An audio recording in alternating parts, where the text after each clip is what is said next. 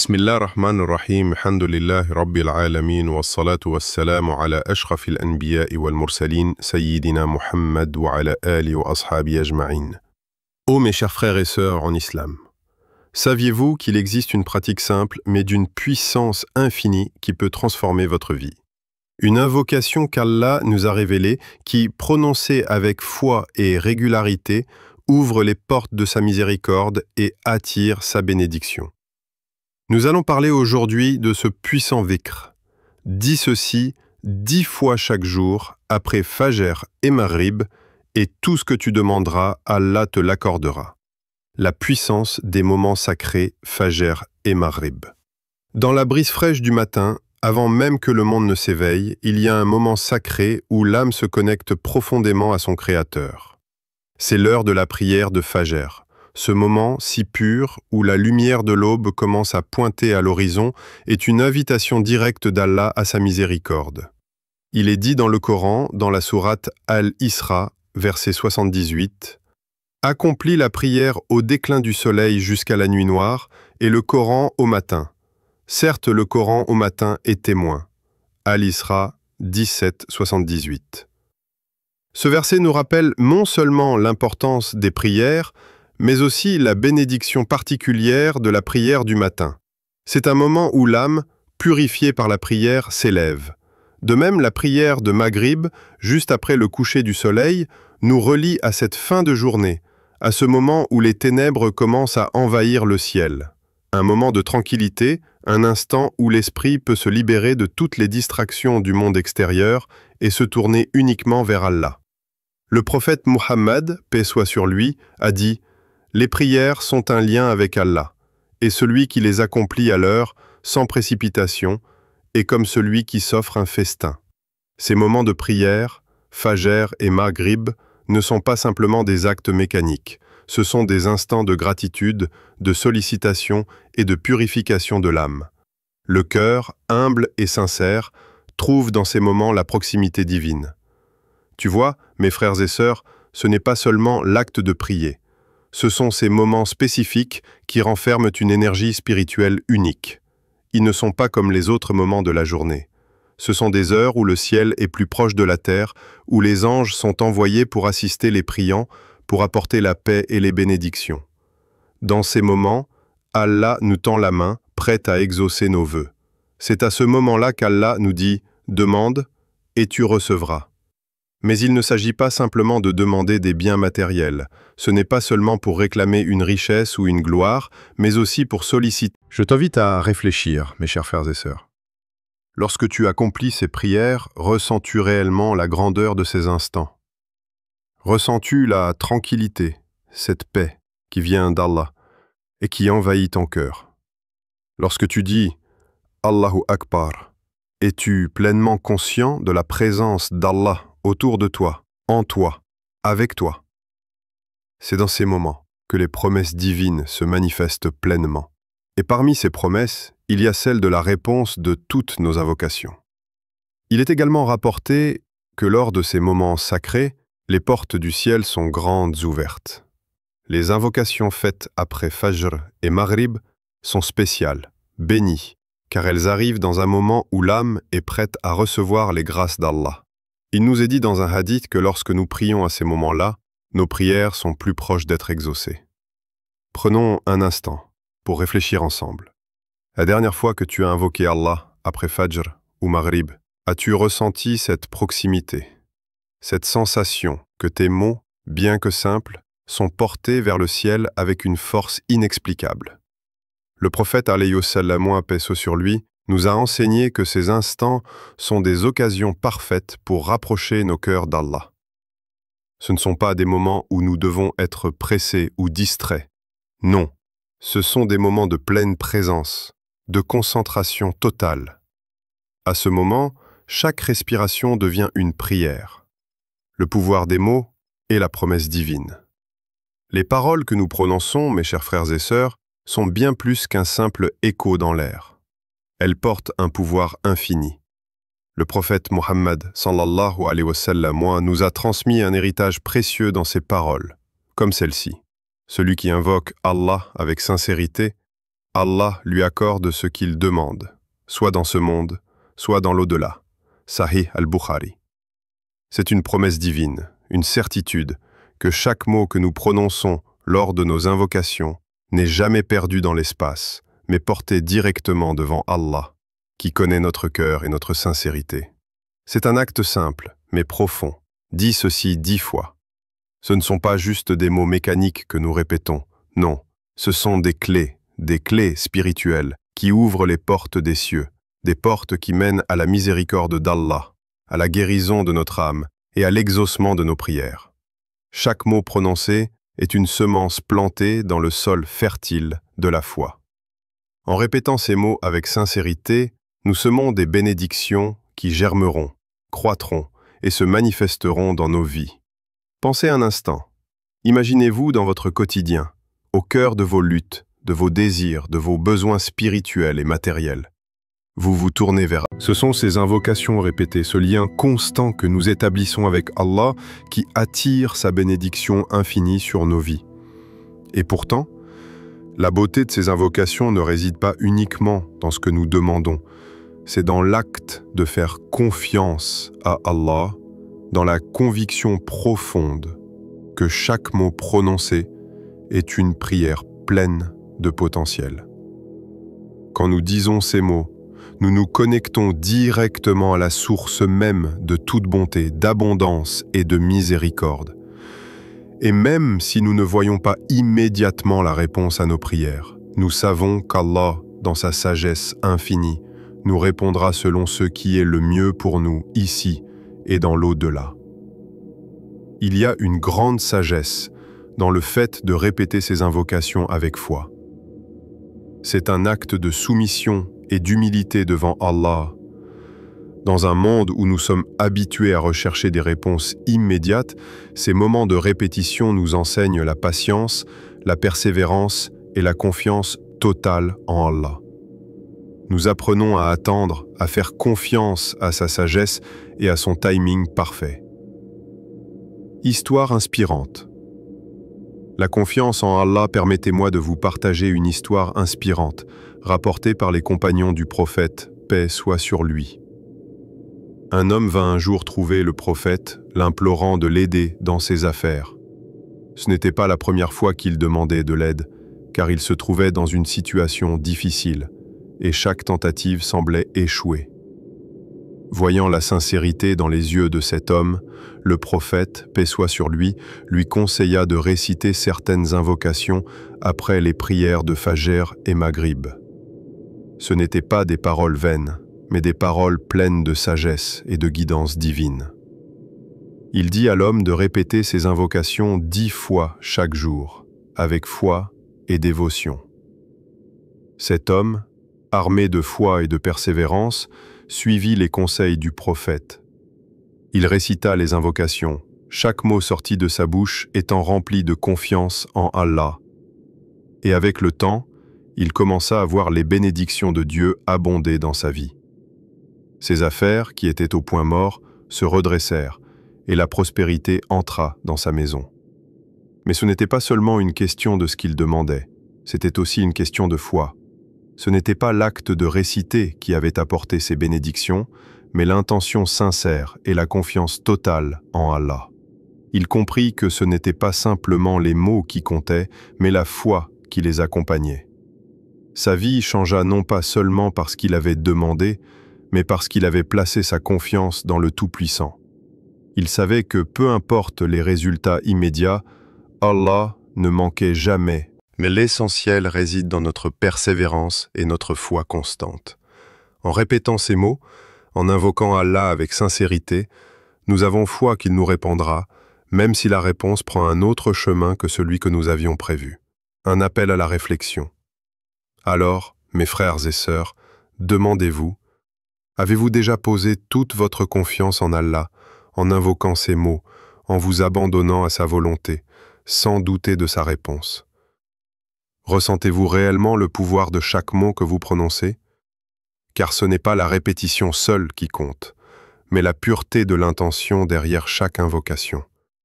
Comment faire de cette pratique un moyen de purification et de croissance spirituelle? Mes chers frères et sœurs, invoquer Allah 10 fois chaque jour après Fajr et Maghrib ne se limite pas à un acte formel de demande, c'est bien plus que cela. C'est une pratique qui va au-delà du monde matériel, un acte profond qui cherche à purifier notre âme. Chaque mot que vous prononcez n'est pas seulement un appel à Allah pour satisfaire vos besoins, mais un moyen puissant de nettoyer votre cœur, d'éliminer les distractions et d'ouvrir votre esprit à sa lumière divine. Rappelez-vous ce qu'Allah nous dit dans le Coran. Rappelez-vous d'Allah souvent pour qu'il vous accorde ce que vous désirez. Sourate Al-Ahzab, 33, verset 41. Ce verset est une invitation divine à se rappeler constamment de lui, à maintenir un lien perpétuel avec notre Créateur. Lorsque vous répétez cette invocation, vous vous éloignez des soucis du monde, des préoccupations matérielles, et vous vous approchez de l'essence même de l'adoration. C'est une purification de l'âme.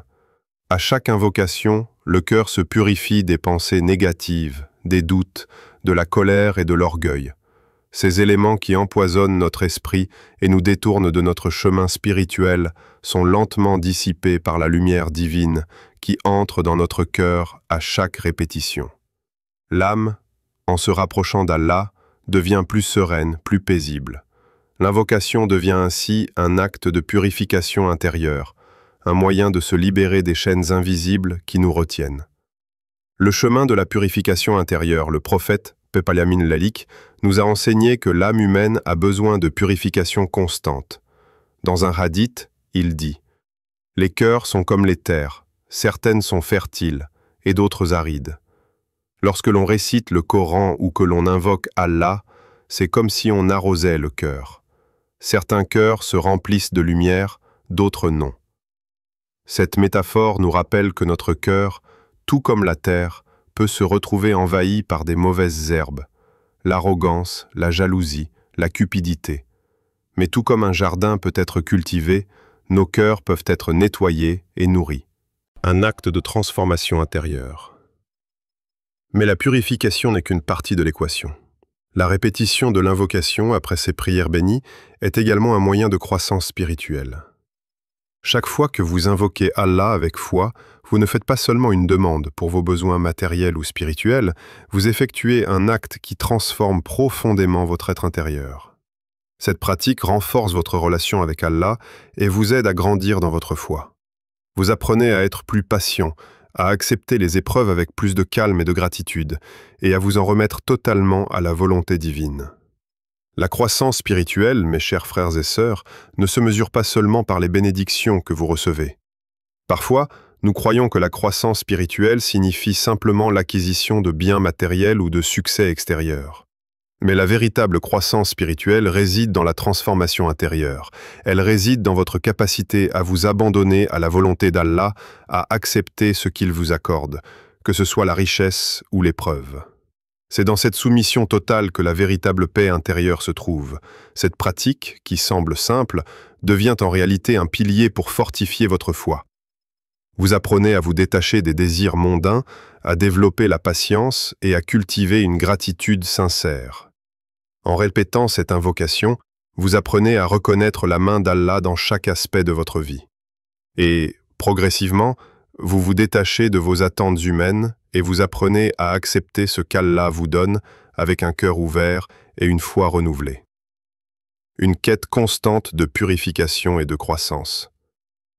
N'oublions pas que la purification de l'âme et la croissance spirituelle sont des processus continus. Nous sommes tous en quête de cette lumière divine et cette pratique régulière de l'invocation nous aide à avancer dans cette quête. Cela nous aide à affiner notre perception de la vie, à voir au-delà des apparences et à reconnaître les signes d'Allah dans chaque moment de notre existence. La répétition de ces mots, au-delà de leur simple énonciation, devient une manière de réorienter nos cœurs vers la vérité divine. Lorsque vous êtes confronté à des épreuves, vous vous rappelez d'Allah et cette connexion spirituelle devient votre ancre. Vous vous en remettez à lui, non seulement pour vos désirs, mais pour votre guidance et votre croissance intérieure. Un appel à l'introspection. Pensez-y, mes frères et sœurs, chaque invocation que vous prononcez est-elle un acte de purification véritable? Ressentez-vous cette transformation intérieure chaque jour? Acceptez-vous, avec foi et patience, les bénédictions que vous recevez d'Allah? L'invocation après Fajr et Maghrib n'est pas simplement un acte extérieur. C'est un voyage intérieur, un chemin spirituel que nous empruntons chaque jour pour purifier notre cœur et grandir dans notre foi. Les bienfaits dans ce monde et dans l'au-delà.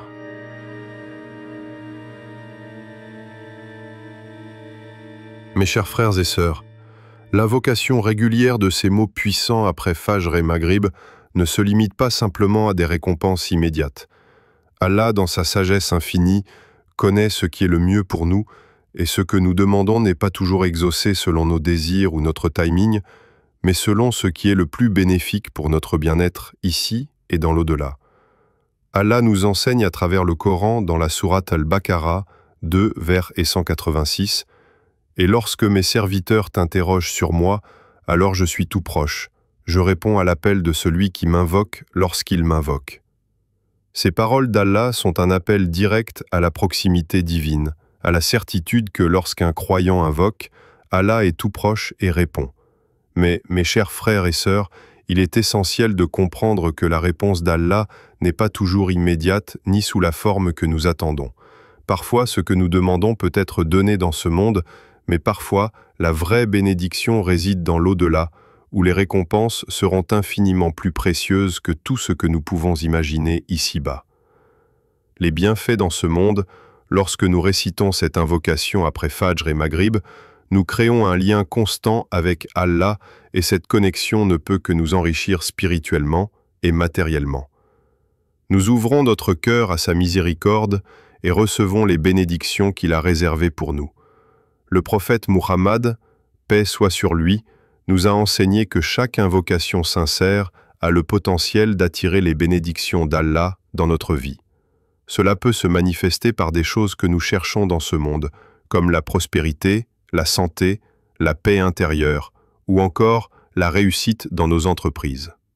Allah, dans sa sagesse, connaît nos besoins avant même que nous les exprimions. C'est pourquoi, parfois, les bénédictions qu'il nous accorde sont au-delà de ce que nous avions imaginé. En invoquant régulièrement, nous nous alignons avec la volonté divine et chaque mot devient un moyen pour Allah d'agir dans nos vies.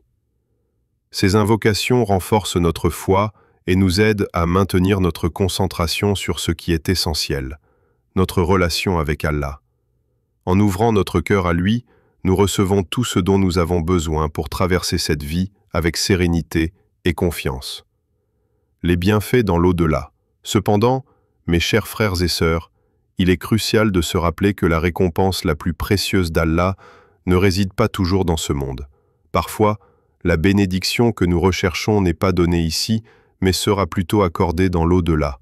Allah nous a promis qu'il nous récompenserait pleinement pour chaque invocation sincère, et dans l'au-delà, les bénédictions et les récompenses surpasseront. Le prophète Mohammed, paix soit sur lui, a dit « Quiconque invoque Allah sincèrement et avec persévérance, ses prières seront soit exaucées dans ce monde, soit Allah en éloignera un mal, soit il lui offrira une récompense encore plus grande dans l'au-delà. » Sahih Muslim. Cela nous montre que chaque invocation, qu'elle soit exaucée ici ou non, aura un impact éternel. Allah nous accorde ce qui est le mieux pour nous, parfois dans cette vie et parfois dans l'au-delà. Les bénédictions de l'au-delà sont infiniment plus précieuses que tout ce que nous pouvons obtenir ici-bas. Une réflexion sur la sagesse divine. Lorsque nous invoquons Allah et que nos demandes ne sont pas immédiatement exaucées, il est important de ne pas perdre espoir. Allah sait ce qui est meilleur pour nous, même si nous ne le comprenons pas toujours. Peut-être que ce que nous demandons n'est pas bénéfique pour nous dans ce monde, ou peut-être qu'Allah a prévu pour nous quelque chose de bien plus grand dans l'au-delà. Le croyant doit avoir confiance dans le plan parfait d'Allah et dans la sagesse qui guide chaque aspect de sa vie. Prenons, par exemple, l'histoire de l'un des compagnons du prophète, paix soit sur lui. Cet homme, qui était en grande détresse, pria Allah sans cesse pour qu'il lui accorde ce qu'il désirait. Le prophète, paix soit sur lui expliqua que parfois, Allah éloigne un mal plus grand à travers la non-exaucement immédiat de nos prières. Cela nous enseigne que, dans les moments où nous ne voyons pas de réponse immédiate, c'est en réalité une forme de protection divine qui nous est accordée, même si cela nous échappe. Un appel à la patience et à la confiance. Mes frères et sœurs, réfléchissons un instant. Quand Allah ne nous répond pas immédiatement, comment réagissons-nous? Perdre patience, douter de sa miséricorde, ou sommes-nous capables de garder une confiance totale en lui, sachant que ce que nous demandons peut soit être donné, soit un mal éloigné de nous, ou bien une récompense éternelle en attendant dans l'au-delà? Chaque invocation est une opportunité de grandir dans notre foi, de renforcer notre relation avec Allah et de nous préparer à recevoir les bénédictions d'une manière qui dépasse nos attentes.